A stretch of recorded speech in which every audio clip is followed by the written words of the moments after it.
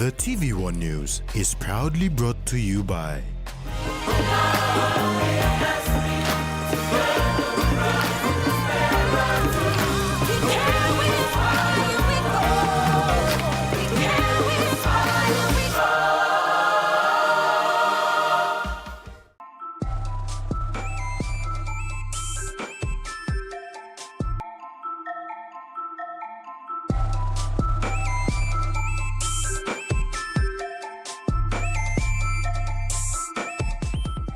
The TVWAN News is proudly brought to you by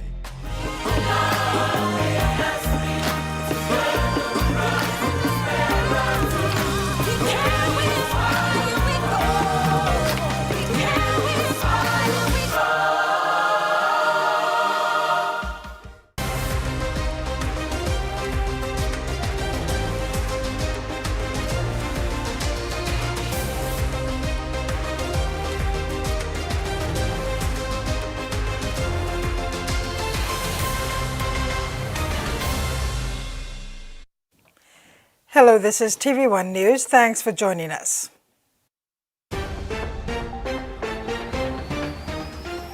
In this edition, accessible education pathways for all, local coffee business exports products overseas, and Taulani brothers represent PNG for the first time. Caritas Papua New Guinea has officially launched 3 landmark publications designed to enhance community development and disaster preparedness across the country. The new resources include the Integral Human Development Resource Book, the IHD Manual, and the Disaster Response Operations Manual. The DROM first initiated during the 2019 National Conference of the Diocesan Caritas Coordinators outlines clear procedures and tools for emergency response. It aligns with international standards, including the Caritas International Emergency Response Toolkit and the Caritas Oceania Regional Disaster Management Arrangement. 9 disaster relief operations across various dioceses have implemented its protocols. The 34th Senior Education Officers Conference under the theme Accessible Education Pathways for All successfully concluded in Popondetta, Northern Province, with notable resolutions which were announced this week by the Secretary for Education, Dr. Uke Kombra. The recent Senior Education Officers Conference brought together over 100 senior education officers, provincial education advisors, development partners, and stakeholders to Popondetta town to address pressing challenges and set future directions for education in Papua New Guinea. After a successful 4 days of discussions and planning, Secretary for Education Dr. Uke Kombra announced the following resolutions that must be implemented in the system: Teacher Profession and Welfare, Education Pathways, FOD, TVET and Skills Training, Curriculum and Student Development, Special and Inclusive Education, Technology and ICT in Education, Partnerships and Collaboration, and future SEOC hosting. Minister for Education Lucas Dekena, who attended the closing ceremony, commended the outcomes of the conference. He said the resolutions of the 34th Senior Education Officers Conference reaffirmed collective commitment to ensure accessible, quality, and inclusive education for every Papua New Guinean child. That these decisions set the foundation for reforms in teacher professionalism, student pathways, and education delivery across all levels. This conference confirmed that the 35th Senior Education Officers Conference in 2026 will be hosted by the Autonomous Region of Bougainville. The SEOC baton was handed over to Secretary for Bougainville Education, Dorothy Kenneth, on behalf of the NGI region. Ms. Kenneth thanks the Northern Province and sister provinces for their support. She said she stands with the full backing of the autonomous Bougainville government to ensure they deliver a successful 35th SEOC in 2026. Oro Governor Gary Jufa noted the significance of the event as the first conference held in the province in 50 years, marking a new chapter for education dialogue and planning in the region. Frida Kana, TVWAN News. The Papua New Guinea University of Technology in Lae today officially opened its state-of-the-art dining hall, valued at approximately 30 million kina. The construction of the dining hall, which started in April 2021, came to a halt following in-house issues with the initial contractor. The university stepped in and salvaged the situation, with Vice-Chancellor Professor Ora Renagi describing their journey as one of perseverance, unity and triumph. The National Executive Council allocated 20 million kina under its public investment program to begin the construction of a new dining hall for the Papua New Guinea University of Technology in Lae, Morobe Province. Out of the 6 companies that had bid for the project, the NEC awarded the contract to Regional Engineering and Construction Limited based on monetary and capability criteria, following points awarded by the National Procurement Commission and PNG UOT senior management. Construction started in April 2021, but soon came to a halt in 2022 due to financial incapabilities. It has been a long journey, one filled with delays, obstacles, and court challenges. But it is also a journey of perseverance, unity, and triumph. What we witness today is not just the opening of a building, it is the fulfillment of a long-awaited dream, a symbol of resilience for the entire Unitech community.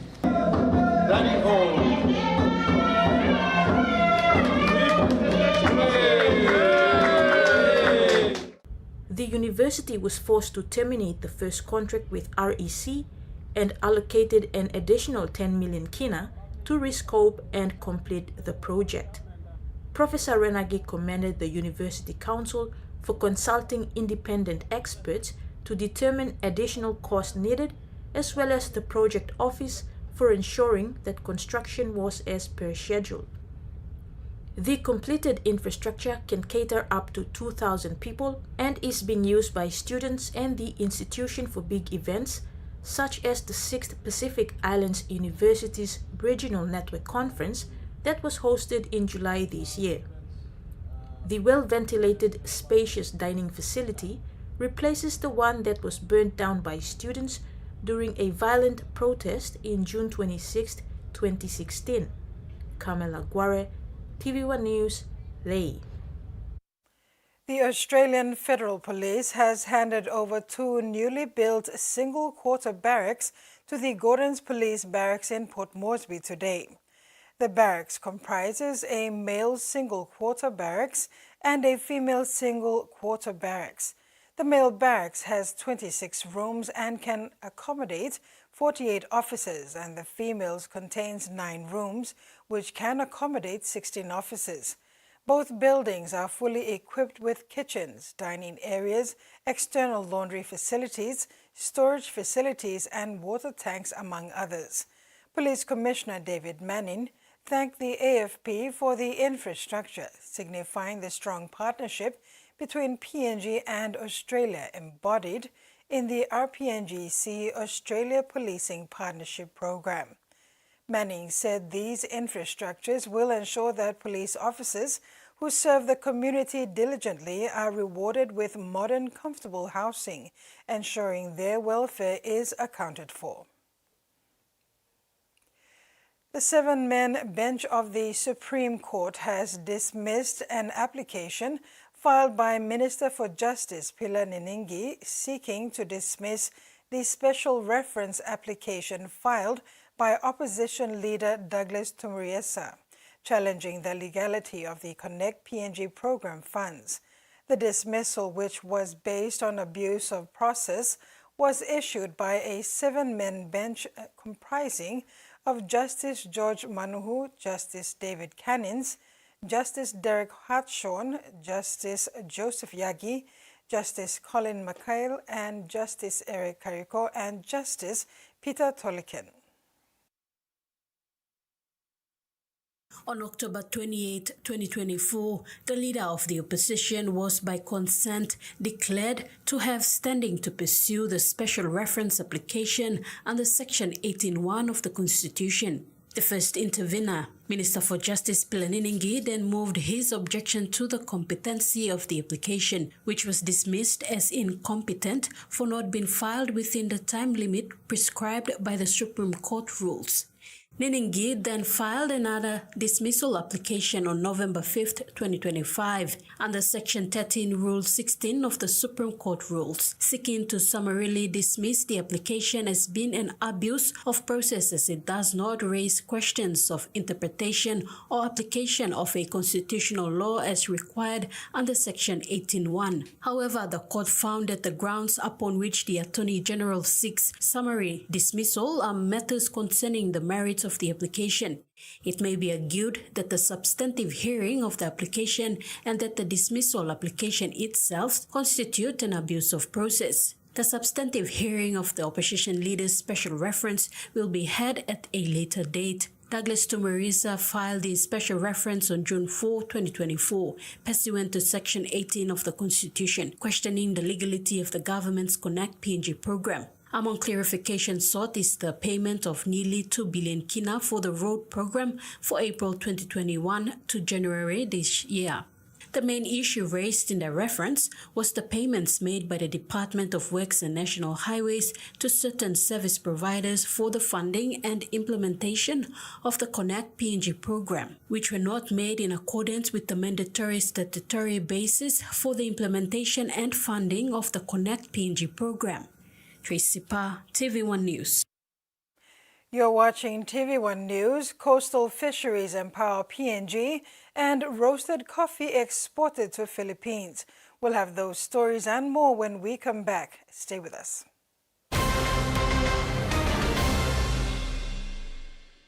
For too long, banking has felt out of reach for many. But now, BSP's One-Took Wallet is here to change that.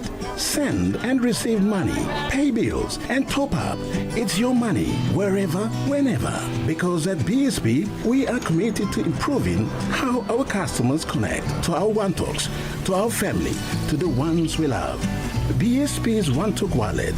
Money made easy. Dial *131# for everyone. Magic Golden Ticket Promotion e-come back. Na by Pinis long 30th November 2025. Tiny Magic Golden Ticket long you, long winning share long 500,000 kina inside long packet Magic Chicken or beef noodles. All prizes start 50,000 kina, 20,000 kina, 1,000 kina, na 500 kina. Open packet long Magic Noodles na Tiny Golden Ticket long come up winner. No can wait. Buy Magic Noodles now. The Toyota JD Hiace bus comes in 14 and 15-seater high-roof luxury model powered by 2.8 liters JD engine for optimal performance output, fuel efficiency and quietness, designed with improved safety features and easy maneuverability for tire steering angle. The Hiace lift suspension and annular frame structure is opted for smooth ride, comfort and safety. Experience the ride on the Hiace bus and experience the Hiace pride, the bus that exceeds all expectations. P&G's favorite soft drink now in bottles. Goldspot brings you fresh, bold flavors in brand new 500ml bottles.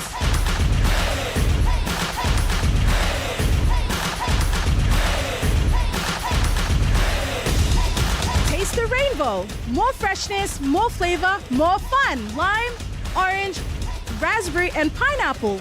Proudly made in P&G. Proudly Goldspot. For Simon, life is simple. Dreams seem distant, yet hope remains.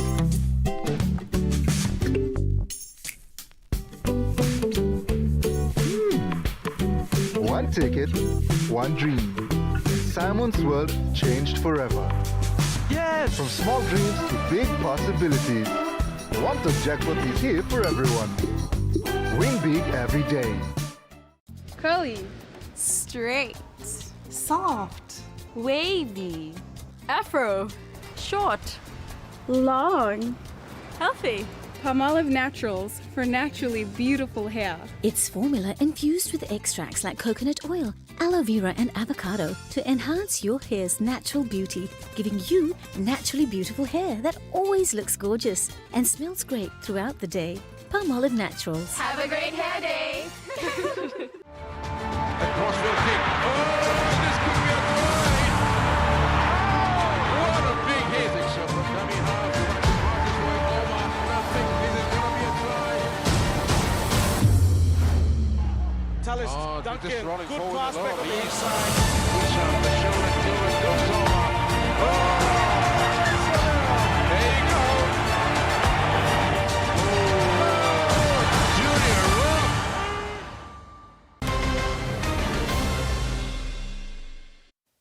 Thanks for staying with us. Papua New Guinea's National Fisheries Authority is refocusing its attention on coastal and inshore fisheries to strengthen local livelihoods and promote sustainable growth.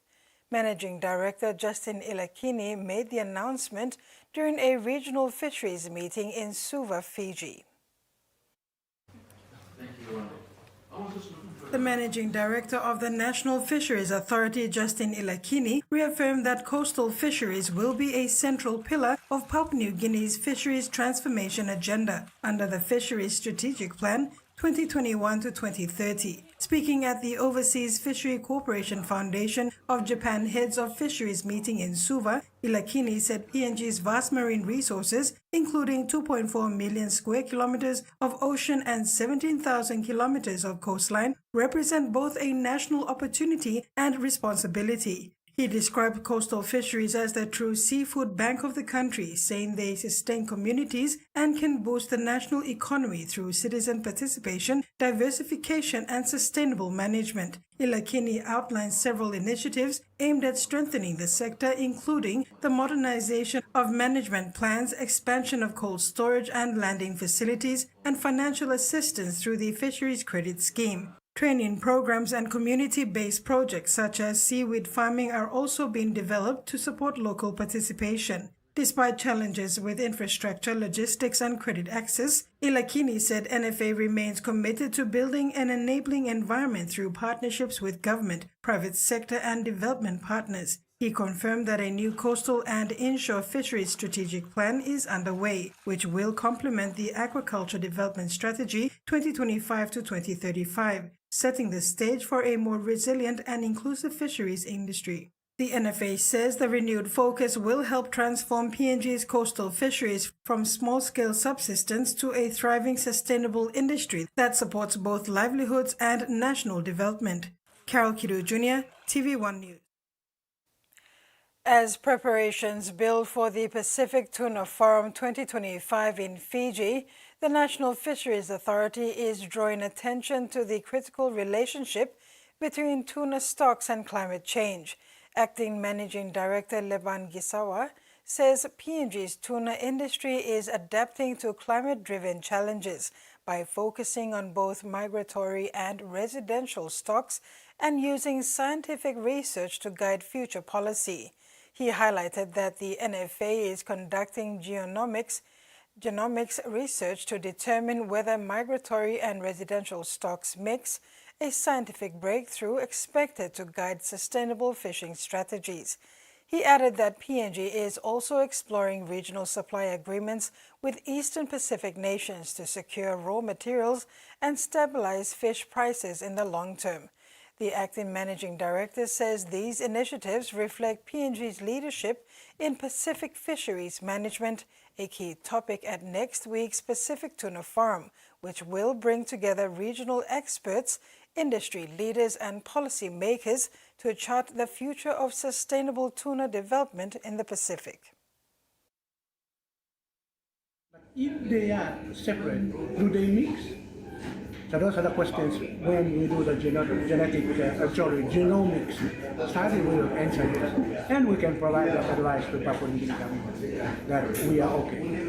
But going in the future, while we know very well that stocks will continue to move because of climate change, we need to be advanced by signing memorandum of agreements with those countries in the East so that they continue to supply raw materials that we need.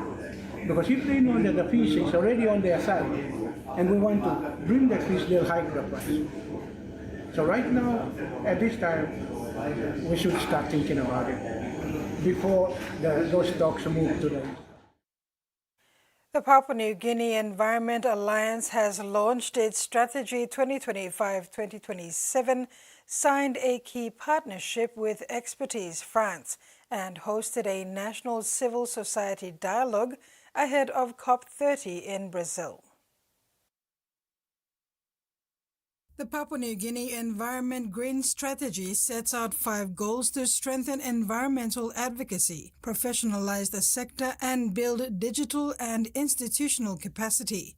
PNGEA, a coalition of 12 environmental organizations, aims to amplify community voices in climate policy.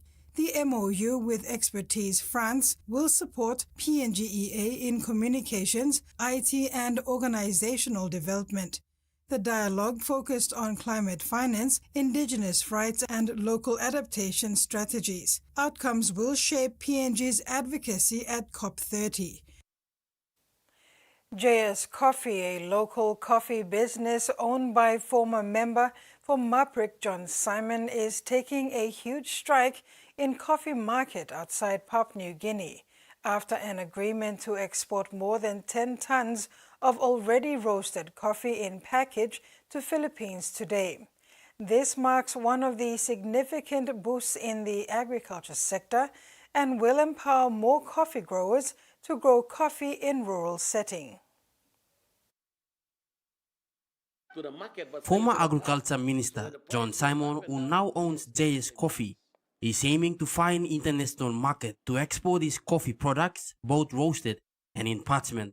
After several consultations with international coffee buyers, Simon has successfully located his first roasted coffee buyer in Philippines, in which he flies today with more than 10 tons of his product for delivery with other business stocks. This will boost coffee sector in the agricultural industry to produce more coffee since market is available abroad. They're buying my roasted coffee. Okay? And I'm still sourcing. There are a couple of others are going to do the same. So you never know. I could be ended up selling 3 to 4 to 5 containers of roasted coffee every month. If I do that, I can bring my prices up to 20 to 30 kina a kilo. We can do that. It's very easy. We're just not serious with what we're doing. We're not trying to help our people. So I'm doing these things. I'm trying to set up the factory in here. It's going to cost me about 250,000 USD. I have paid some deposit. I'm trying my best to talk to the bank. The banks are not willing to listen to me. I'm not sure, probably because I'm a former politician, they get scared. But I am doing it the hardest way. Coffee pricing in the country remains a major challenge for coffee growers, where they face dilemma dealing with fluctuation of prices annually.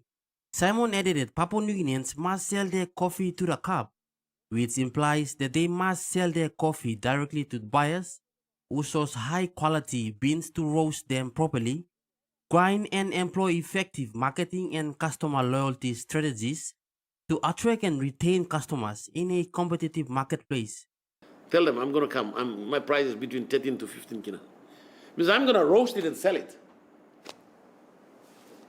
So this is what we should be doing and encouraging. So the government must encourage more people to do these things. Or what we should do is encourage more people to turn parchment into green bean and earn up good money. And they can earn like 20 kina and above 20 kina for green bean. And local farmers can earn that money. We should support them with little mini mill, so they can now sell those coffee to us. JS Coffee draws coffee from Jiwaka Province and Sipik region, with future aims to increase prices for robust coffee and Arabica in the other provinces. Simon asked the government to continue implementing price and freight support to assist farmers subsidize price to reasonable amount. Michael Tamtipais, TVWAN News. And now for the finance news. The kina closed lower at $0.2383 in the interbank market. At Bank South Pacific, our kina was buying $0.2308 $0.3493 Australian dollars, $0.1916 euro, and 35.03 Japanese yen. Looking at commodity prices at New York close, copra, palm oil and copper closed higher, gold, coffee, cocoa and crude oil closed lower. And on the stock market, the Dow Jones closed lower, the ASX closed lower and all ordinaries closed lower as well. This is TV1 News. Stay tuned. We'll have news overseas when we come back.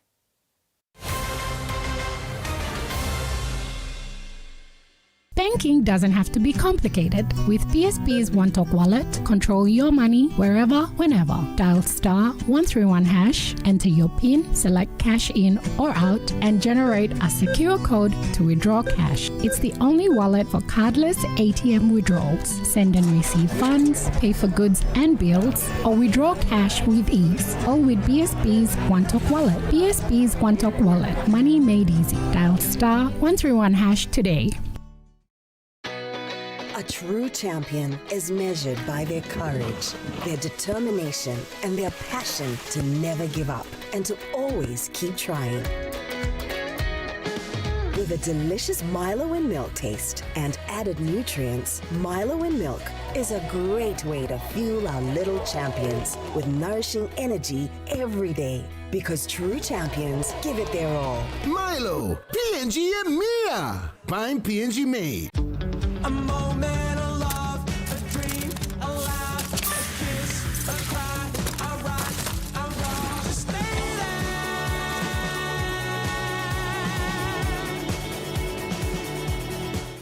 The PNG LNG project has now generated more than 30 billion kina for Papua New Guinea since production commenced. Nearly half of this amount has been paid as tax. Equity distributions are paid to KPHL and MRDC based on the interest they hold. Tax is paid to the IRC, while development levies and royalties are paid to DPE. For more information on direct and indirect benefits, visit PNG EITI's website. New Fabuloso multi-purpose cleaner with an irresistible fragrance that lasts all day long, creating a field of flowers in every corner of your home with an irresistible fragrance that lasts and lasts all day long. Fabuloso, irresistible fragrance.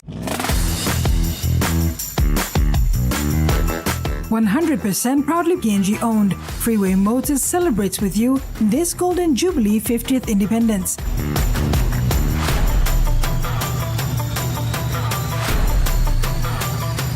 Thank you for being a valued part of our community. Let's continue the journey for another 50 years together. Proudly PNG.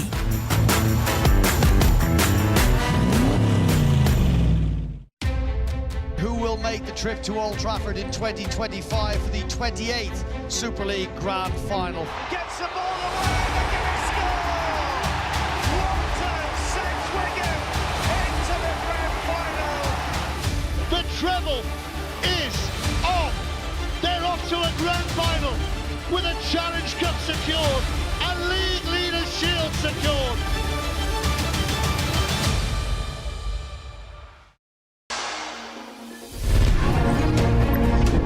Tune in to Scope this 7 p.m. on TV1. The People's Balus, an aviation achievement that's setting the scene for future opportunities. And a veteran cop, Peter Guinness, clocks 50 years in the force and ready to retire. Watch this story on Scope this Sunday at 7 p.m. on TV1.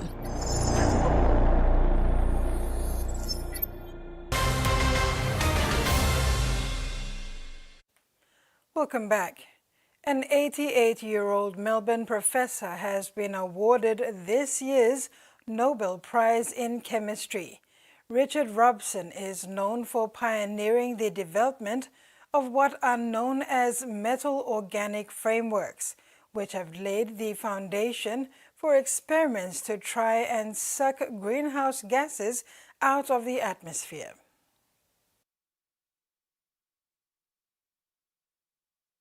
It was just an ordinary day when Richard Robson found out he'd won a Nobel Prize. I'd cooked the fish and we were sitting down to have it, my wife and I. And then all this commotion started.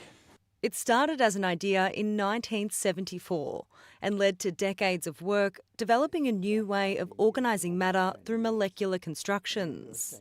It's led to new materials that can make toxic gas non-toxic or even harvest water from desert air. It's been referred to as Hermione's magic handbag. Things just keep coming out of it, where you can keep putting things into. You can put air or liquid. But in the 1970s, it was a tough sell. Professor Robson's work described as a load of rubbish. The possibility right from the start was obvious that you could get substrates to come in through the channels, undergo reaction at these active sites dangling into the channels and be able to leave, so you could have catalysts. Richard thought of this idea. No one else thought about it. He put it together. He would say that it was so obvious. It inspired thousands of scientists across the world to study it. Scientists say there is potential for this to be developed into a revolutionary product that can capture greenhouse gases and reduce emissions. The potential and the vision is there, and the next step is we've made the new materials, but it's going to become an issue in manufacturing and reproducibility and how these materials stand up against other materials. The Nobel Prize ceremony will be in Norway in December. The Indonesian government has responded to Australia and PNG's landmark defence treaty, saying it expects the two nations to uphold the sovereignty and independence of Indonesia. In the country's first response to the treaty, which was signed in Canberra on Monday, Indonesia's Foreign Ministry spokesperson Vad Nabil told the ABC it was paying close attention to the strengthening of defense cooperation between its two neighbors. Nabil said Indonesia believes that any such cooperation should contribute to peace and stability in the region. The historic Pukpuk Treaty marks Australia's first new alliance in more than 70 years, and the two countries have committed to meet the common danger in accordance with each other's constitutional process. The highest court in New South Wales has banned a pro-Palestinian march route to the Sydney Opera House on Sunday. Police took the legal action against organisers, citing safety concerns. They've now negotiated an alternative route. The Palestine Action Group's sights were set on a landmark with plans for 40,000 people to march to the Opera House. But the Court of Appeal has found the safety risk to participants and the public was extreme and so significant that it would be irresponsible to allow the public assembly to proceed, irrespective of the political significance of the event and the importance of freedom of political expression. Our right to protest is paramount in a democratic society, and the campaign in solidarity with Palestine has been absolutely an example about why we need to enshrine the right to protest in our legal system. Protesters said it could be done safely, but police insisted a crowd crush was a real risk. We would say common sense prevailed on a public safety issue, and that's what it was always about. I think they've got every right early in the process to point out what the dangers were and say we don't think it should take place here. Organisers have negotiated another route for Sunday from Hyde Park to Belmore Park. And we'll also be calling on that day for Chris Minns to light up the Opera House in the colours of the Palestinian flag. The response was swift. No. This decision has clarified that the consequences of breaching a prohibition order may include being held in contempt of court. That differs from some previous rulings, which meant participants could attend unauthorised events just with fewer legal protections. And I think that anyone who is concerned about the right to protest in this country has a very strong interest in considering and challenging this judgment. The end of one case, potentially the prelude to others. More than 500 tourists stranded in freezing temperatures near the eastern face of Mount Everest in Tibet have been evacuated, according to Chinese state media. Hikers flocked to China's rugged interior, hoping to catch a glimpse of Everest's eastern side as the 80-day Golden Week holiday period began on October 1st. But a sudden blizzard at the weekend caught them off guard. On Sunday, rescuers guided about 350 stranded hikers to safety. Xinhua News Agency has reported that by the end of Tuesday, 580 trekkers and 300 locals and support staff had safely reached the Tibetan town of Kundong. As Sydney's new fish market nears completion, officials are yet to reveal whether it'll be open by Christmas. On Thursday, state politicians, including the Premier, got a first look at the contentious harborside development, which is expected to attract around 6 million visitors each year. In the form of a wave on Blackwattle Bay, Sydney's new fish market will be the largest in the Southern Hemisphere. This will become a tourism mecca for people around the world, people around Australia, as well as Sydney-siders as they come to what will undoubtedly be the best fish markets in the world. Initially set to open last year, the project's been plagued by delays. We don't have a date to share with you today, unfortunately. It is imminent. It's just too early to make that call. With an initial budget of $250 million, the final cost of the entire project now sits at around $830 million. But officials are confident they've reeled in the remaining costs. Transforming from the precinct that we have to the new has come with its challenges. We returned to profitability this year and we're focused on reporting similar results for the coming year. The new market sits adjacent to the original site, which will be redeveloped into more than 1,200 residential apartments. But it's unclear when exactly that development will be finalised and delivered. But there are also other lands owned by private landowners, and there could be development happening on that land as well. The area will also include a new ferry terminal, an extended walkway. Nothing worth doing is easy, and if you look at the history of Sydney, some of our big iconic projects, they've all had difficulties, and this is the latest example. Once complete, the market will double its number of retailers across 4 floors and operate until 10 p.m. each night. And that ends the news segment. Later in sports, Australian teams arrive and veteran inspires playing groups. That and more.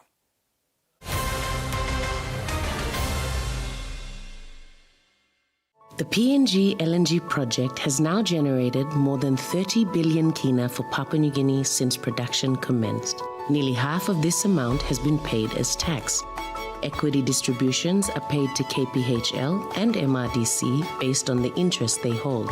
Tax is paid to the IRC, while development levies and royalties are paid to DPE. For more information on direct and indirect benefits, visit PNG EITI's website.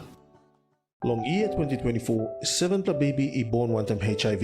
HIV ikan go long baby long triple rot. Time bel mama ikat HIV, long time long karen baby, na time baby isusu. Tasol yumi can help him bel mama, long look out him baby inside long bell. Go quick time long bel mama clinic, na kiss him antenatal check. Time yumi pan him sick HIV area, or time bel mama I positive penis, early treatment I can save him baby. Give him baby healthy start long life. Stop him spread long sick HIV ego long baby. This lutok sawe ikam long National AIDS Council Secretariat. Enjoy life when we work together, making happy memories that last forever. Haren talk young or roll a scale rice family meal with talk to bring out the smiles, cause it's a favorite by miles. Senisigola scale rice low scale price. Senisigola scale rice low scale price. But you like him? Are you ready to meet the best version of yourself? The one with the bright, confident smile? You've got to take pride in how good you look, how fresh your breath smells, and how great you feel. To boss it at work, to be your best for uni, or to catch the eye of that special someone. You've got to brush up your vibe with whiter, healthier, brighter teeth. Brush up for confidence with Colgate. Meet UmiPay, your digital wallet from TISA Bank. Your gateway to seamless transactions. Withdraw cash anytime at your nearest TISA agent. Send money to family and friends anytime, anywhere. Top up and pay with just a scan. From taxis to coffee and small businesses, UmiPay makes every payment simple. UmiPay, powered by TISA Bank.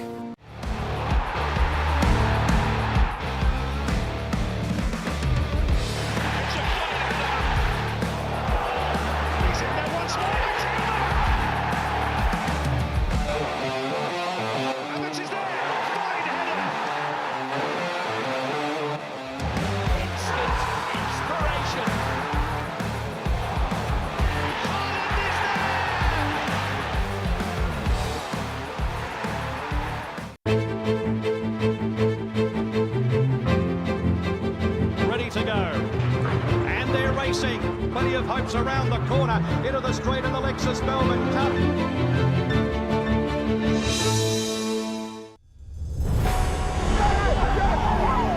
The Autumn Nations were off and running. What a try! Magnificent!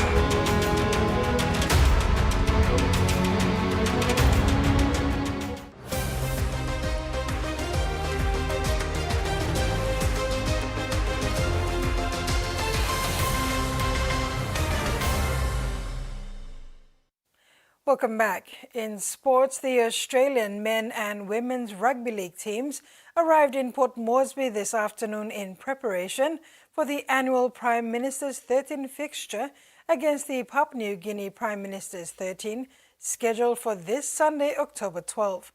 The men's team will be led by newly appointed Kangaroos coach Kevin Walters, while the women's team will be under the guidance of Jelaroos coach Jess Skinner. The arrival of the Australian rugby league teams includes senior men and women along with schoolboys and schoolgirls teams. They were met with enthusiasm from local fans. Cheering youth waved banners featuring the names of their favorite NRL players, although they maintained a safe distance due to security protocols. Following their arrival, the players were escorted in a convoy to the Australian High Commission for an official welcome reception, hosted by Deputy Australian High Commissioner Adrian Lochran. During the event, the senior coaches presented 2 jumpers fully signed by the players as a gesture of goodwill on behalf of their teams. Australian halfback from St George Illawarra Dragons, Kyle Flanagan, spoke on behalf of the men's teams, highlighting they brought a young squad, most of whom were experiencing PNG for the first time. Flanagan expressed excitement about embracing the local culture and atmosphere ahead of the match. Yeah, it's obviously great to be back here. It's my second time coming to Port Moresby, so this time for probably a different reason, playing some footy this time around. The first time I walked the Dakota track with the Cronulla Sharks on a bit of a leadership tour, so it's great to be back here. I'm stoked to be a part of this team, and I can't wait to be part of a big day on Sunday. Spot on there about there's plenty of young players who got a lot of skill and speed, and they'll be looking to showcase that on Sunday. And for me personally, I can't wait to get out there. It's my first time representing the Prime Minister's 13, and to do it here in PNG up against the Kummels, it's going to be a great experience. And as I said before, I'm looking forward to Sunday. Yeah, Jack DeBellin, he's my club teammate. He's obviously is from PNG, so I'll be looking to get one over a close mate of mine and catch up with him after the game. He also announced the late inclusion of Blues star number 7 Mitch Moses, who will join him in the halves for Sunday's game. Terry Longwood, TV1 Sports. Two Tongan brothers with PNG heritage will for the first time run out for the PNG Prime Minister's 13th side this Sunday at the Santos National Football Stadium.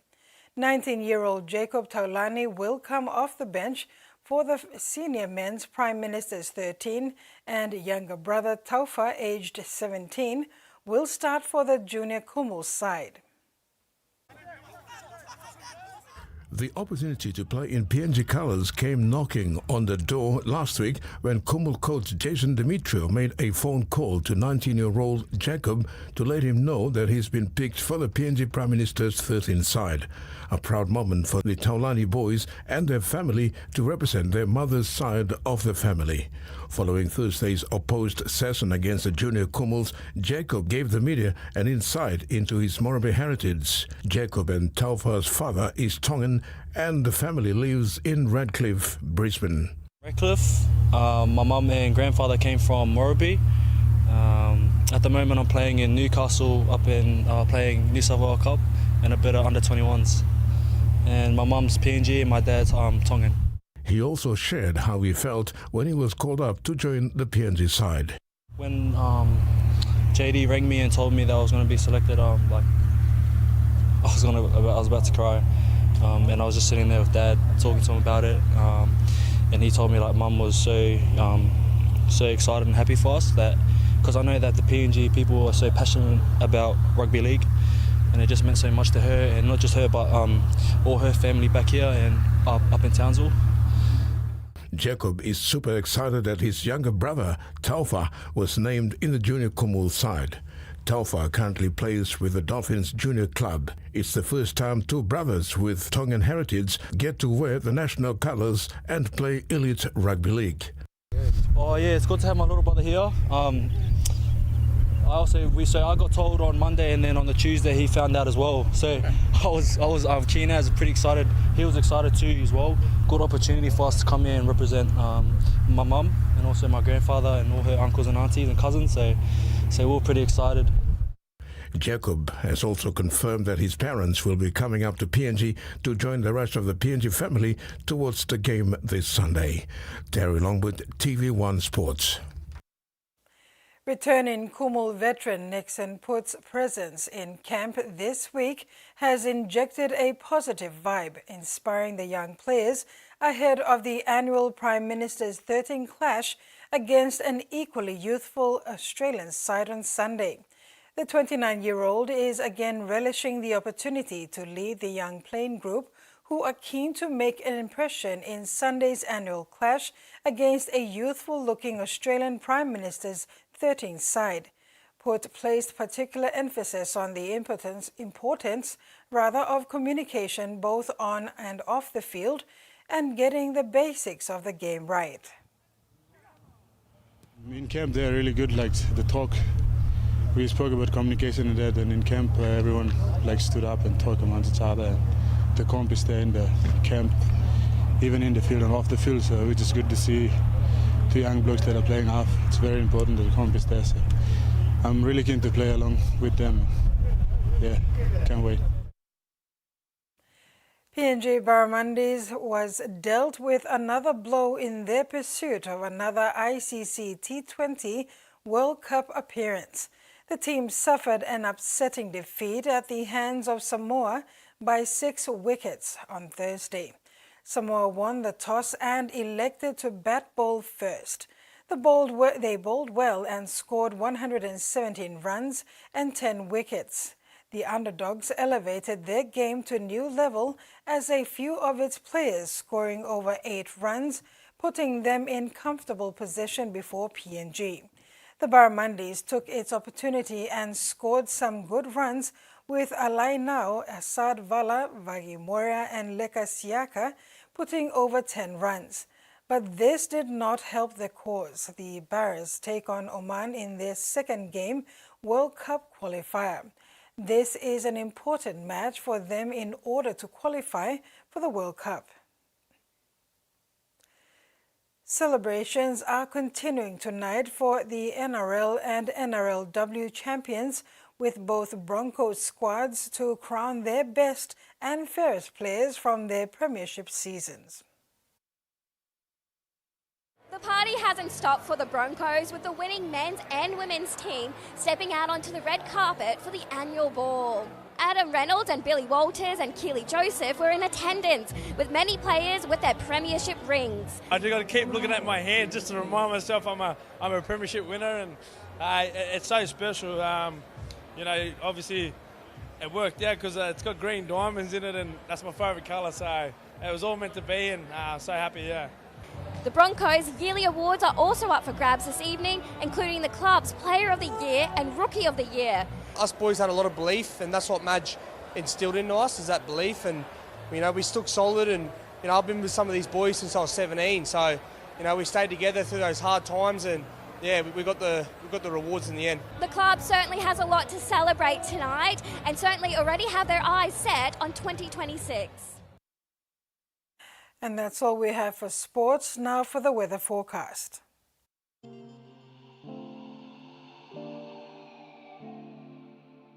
Southern region, Port Moresby, cloudy periods with few showers, then rain and possible thunderstorms.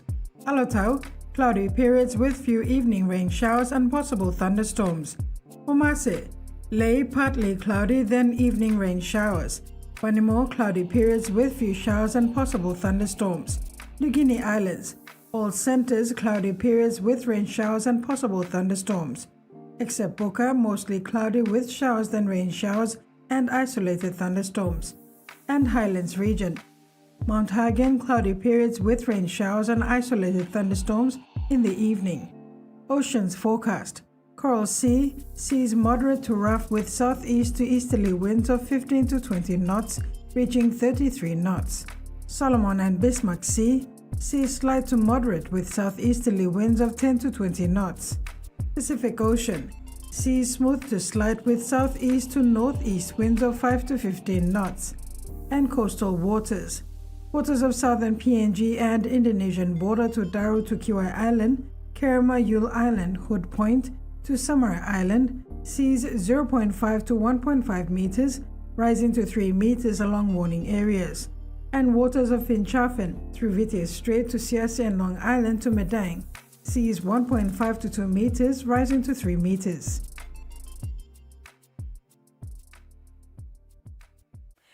And that ends another edition of TV1 News. Thanks for your company. Bye for now.